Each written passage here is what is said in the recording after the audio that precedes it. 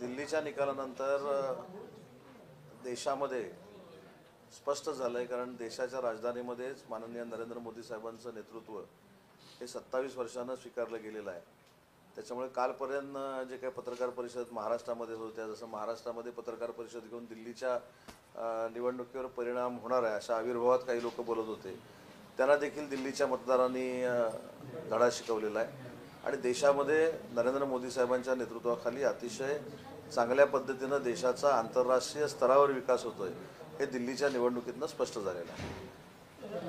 शिंदे साहेब 15 तारखेला जिल्हा दौऱ्यावर येते. कोणकोणते मोठे नेते प्रवेश करण्याची शक्यता आहे? 15 तारखेला राज्याचे माजी मुख्यमंत्री आणि विद्यमान उपमुख्यमंत्री शिवसेनेचे मुख्य नेते एकनाथ शिंदे साहेब रत्नागिरीच्या दौऱ्यावर आहेत. आज त्याच्याच नियोजनासाठी आम्ही कार्यकारिणीची बैठक लावली. आभाराचा तो दौरा आहे. या दौऱ्यामध्ये अनेक UBTचे पदाधिकारी, माजी लोकप्रतिनिधी, विद्यमान पदाधिकारी हे पक्षामध्ये प्रवेश करतील आणि या पक्षाच्या प्रवेशानंतर पक्षप्रवेशाची जी शृंखला आहे ती रत्नागिरीमधून सुरू होईल. माजी आमदार काही प्रवेश करणार असं तुम्ही म्हणालात. आता माजी आमदार प्रवेश करणार की नाही मला माहीत नाही, परंतु काल माजी आमदार सुभाषजी बने आणि माजी आमदार गणपतराव कदम यांनी काशीनाथ घाणेकर सभागृहामध्ये माननीय एकनाथ शिंदे साहेबांची भेट घेतलेली आहे. आणि मला असं वाटतं की शिंदे साहेबांची त्यांच्यावर जी काही चर्चा झाली ती सकारात्मक झालेली आहे. त्याच्यामुळं ते नक्की UBT सोडून माननीय एकनाथ शिंदे साहेबांचं नेतृत्व स्वीकारतील असं मानायला हरकत नाही. तर वेगवेगळं आपल्याकडे पक्षाकडे जातात काल उद्धव ठाकरेंनी आव्हान केलं खासदार फोडून दाखवायला मत असेल तर आम्ही कुठं फोडून दाखवतो असं म्हटलंय? आम्ही कोणालाच फोडत नाही, आम्ही कोणालाच आग्रह करत नाही. विधानसभेच्या निवडणुकीनंतर एकनाथ शिंदे साहेबांच्या नेतृत्वाखाली चालणारी शिवसेना हीच वंदनीय बाळासाहेबांचा विचार पुढे नेणारी शिवसेना हे सिद्ध झाल्यामुळं कसलंही ऑपरेशन न करता, कसलीही आमिष न दाखवता कार्यकर्त्यांना कळून चुकलेलं आहे की आता जर शिवसेनेमध्ये खरं काम करायचं असेल तर धनुष्यबाणच हातात घ्यावा लागेल. आणि म्हणून मशाल सोडून जर काही लोक धनुष्यबाण हातात घेत आहेत तर आम्ही कोणावर जबरदस्ती करतो? आम्ही कोणावरही जबरदस्ती करत नाही. आणि काल देखील मी सांगितलं, जी काय दिल्लीमधनं वज्रमूठ दाखवण्यात आली तसंच मी गुवाहाटीला जायच्या अगोदर आदल्या दिवशी सेना भवनला होतो. माझ्या मनात काय आहे तसं समोरचं कोण ओळखू शकलं नाही. तसं काल जे 8 खासदार बसलेले आहेत त्यांच्या मनातलं कोण ओळखू शकणार आहे? त्याच्यामुळे वज्रमूठ किती दिवस टिकते आपण सगळ्यांनी बघू. आप आणि काँग्रेस एकत्र यायला पाहिजे तर त्यांचे निकाल वेगळे असते असं संजय राऊत म्हणतात. हो, आपला पडलेली मतं, काँग्रेसला पडलेली मतं, काय अंकगणित बीजगणित काय आहे की नाही? त्याच्यामुळे मला असं वाटतं की मला त्याच्यावर काही बोलायचं नाही. परंतु दिल्लीमधल्या निकालानंतर देशामध्ये फक्त आणि फक्त पंतप्रधान नरेंद्र मोदींचाच बोलबाला आहे हे सिद्ध झालेलं आहे.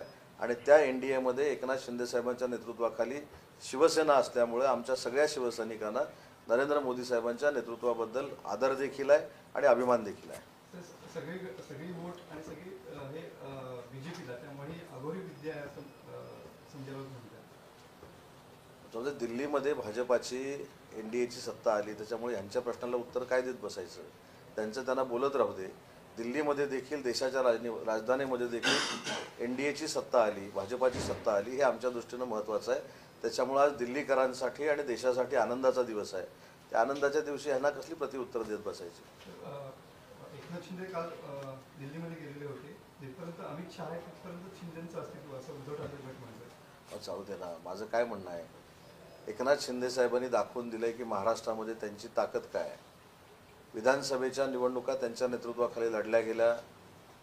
ज्या पद्धतीनं मॅन्डेट आम्हाला मिळालं ते त्यांच्या नेतृत्वाखाली मिळालं. देवेंद्रजी अजितदादांच्या सहकार्यामुळे मिळालं.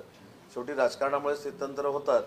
आज राज्याचे उपमुख्यमंत्री जरी एकनाथ शिंदे साहेब असले तर त्यांना कसा प्रतिसाद मिळतो हे 15 तारखेला कोकणामध्ये देखील आपण बघावं. तर जरांगे पाटील उपोषणाला आश्वासन देऊन 13 दिवस झाले पण अजून पुढे कुठली कार्यवाही झाली नाही. तर एकदा मुंबईकडे कूच करण्यासंदर्भात जरांगे पाटील यांनी इशारा दिलेला पाहिजे. मी अनेक वेळा मनोजींना विनंती केलेली आहे की या सगळ्या ह्याच्यामधनं चर्चेची दारंही उघडी ठेवली पाहिजे. मुंबईमध्ये येणं, मुंबईमध्ये आल्यानंतर मुंबई ही आंतरराष्ट्रीय दर्जाचं शहर आहे. तिथे प्रचंड पद्धतीनं गर्दी असते. अशा आंदोलनामधनं तिथलं जनजीवन विस्कळीत होऊ शकतं. म्हणून त्यांनी मुख्यमंत्र्यांशी, दोन्ही उपमुख्यमंत्र्यांशी किंवा सरकारशी डायलॉग ठेवला पाहिजे, सरकारशी बोललं पाहिजे. आणि त्यांना जी काय आश्वासनं दिलेली होती, परवाच्या सुरेश धस तिथे गेले होते, ती नक्की शासन पूर्ण करेल. परंतु ज्या पद्धतीनं ओबीसीमधनं आरक्षण पाहिजे ही जी काय भूमिका आहे त्याच्यामध्ये आमची भूमिका स्पष्ट आहे की ओबीसीवर कुठच्याही पद्धतीचा अन्याय होणार नाही ही महायुती सरकारची भूमिका आहे. आणि 10% आरक्षण हे मराठा समाजाला ऑलरेडी दिलेलं आहे, ते टिकलेलं आहे. आणि मराठवाड्यामध्ये निजामकालीन जे दाखले आहेत त्यांना कुणबी दाखले आपण देतोय. शिंदे समितीची मुदत देखील वाढवलेली आहे. त्याच्यामुळं मनोजजींनी सरकारबरोबर डायलॉग करावा ही माझी त्यांना विनंती आहे. सर, जिल्ह्यात अनेक ठिकाणी जे पालकमंत्री नेमलेले आहेत त्याच्यावरनं देवेंद्र आव्हाड असे म्हटले की बहुतांश ठिकाणी लुटमार करणारे पालकमंत्री आहेत, त्यांना बदलावं. मला असं वाटतं की आपण महाराष्ट्राच्या विकासावर बोललेलं बरं. ही काही जी मंडळी आहेत ही रोज ट्विट करतात, रोज पत्रकार परिषद घेतात आणि त्यांच्या प्रत्येक प्रश्नाला उत्तर देण्यासाठी महायुतीतले मंत्री हे म्हणजे खरोखर त्यांच्या व्यस्त कामातनं त्यांच्या बाकीच्यांसारखे रिकामे बसलेले नाहीत. त्यामुळे त्यांना ट्विट करण्यासाठी वेळ आहे, त्यांना टीका करण्यासाठी वेळ आहे. आणि अशीच ट्विट आणि अशीच टीका भविष्यातली 25-30 वर्ष त्यांनी विरोधक म्हणून करत राहावी ही माझ्या त्यांना शुभेच्छा आहेत. राहुल गांधींनी विचारलं होतं की महाराष्ट्रातलं मतदान वाढलं कसं, मतदानाचा जो आकडा आहे तो वाढला कसा, असा प्रश्न उपस्थित केला होता. मतदानामध्ये घोळ आहे असं प्रकारच्या. साधी गोष्ट आहे की प्रशासनानं आणि विशेषतः महाराष्ट्राच्या प्रशासनानं मतदार वाढवण्यासाठी अहोरात्र मेहनत घेतली. काँग्रेस सोडून बाकी सगळ्या पक्षांनी मतदार वाढवण्यासाठी मेहनत घेतली.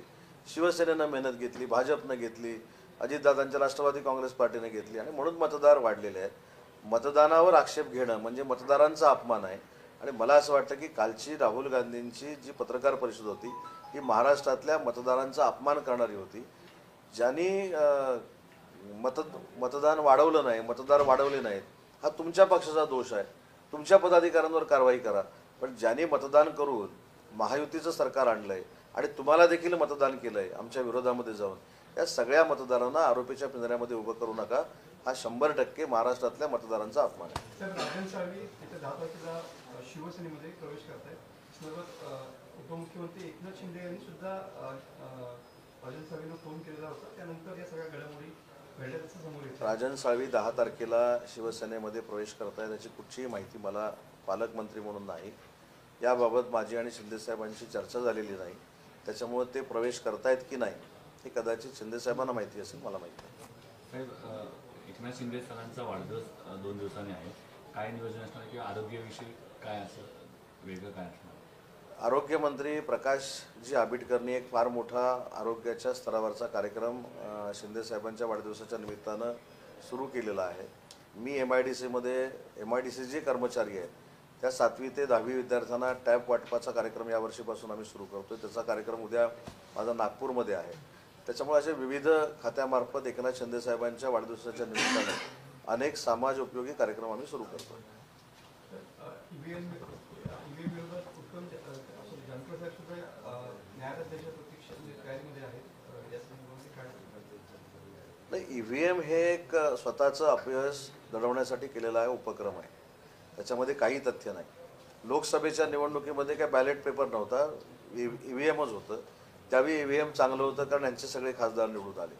विधानसभेच्या निवडणुकीला आम्ही निवडून येत असताना नांदेडला एक खासदार हा महाविकास आघाडीचा EVMवरच निवडून आलेला आहे. तिथं EVM चांगलं होतं. त्याच्यामुळे जिथं हे निवडून आले तिथं EVM चांगलं, जिथं रोहित पवार निवडून आले तिथं EVM चांगलं. आता कुणीतरी निवडून आलेल्या माणसानं आक्षेप घेतला पाहिजे म्हणून याच्यामध्ये बळीचा बकरा आमच्या जानकर साहेबांना बनवलं जातं आहे. आणि मला असं वाटतं की EVMवर आक्षेप घेणं म्हणजे लोकशाहीवर आक्षेप घेतल्यासारखं आहे.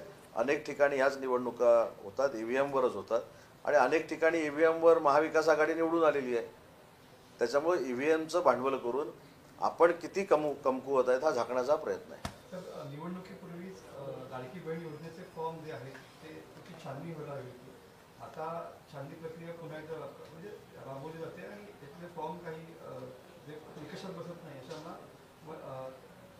वंचित राहणार आहे. आपण एक लक्षात घेतलं पाहिजे की ज्यावेळी मुख्यमंत्री माझी लाडकी बहीण योजना ही योजना सुरू झाली त्याच्यानंतर आचारसंहितेचा पिरियड होता म्हणून छाननीला कदाचित वेळ मिळाला नसेल. परंतु छाननीमधनं कोण कमी होतं आहे? सर्वसामान्य महिला कमी होत आहेत का? ज्यांना आवश्यकता आहेत त्या महिला कमी होत आहेत का? तर त्याचं उत्तर नाही असं आहे. ज्यांच्याकडे 4 व्हीलर आहे, ज्यांचं अनावधानानं किंवा नजरचुकीनं नाव तिथे आलेलं होतं, ज्यांचं उत्पन्न 2.5 लाखापेक्षा जास्त दाखवून रिटर्न्स भरलेले आहेत, अशा लोकांचं नाव कुठेतरी बाजूला होईल. त्याच्यामुळे उगाचच गैरसमज पसरवण्यात काही अर्थ नाही. 2,54,00,000 महिला भगिनींना याचा फायदा होतोय. त्याच्यातलं 2-4 लाख इकडे तिकडे होतील असं माझं मत आहे. त्याच्यामुळे उगाचच काहीतरी गैरसमज पसरवून मुख्यमंत्री माझी लाडकी बहीण योजना आम्ही बंद करणार आहोत हे टाळं फोडण्यात काही अर्थ नाही.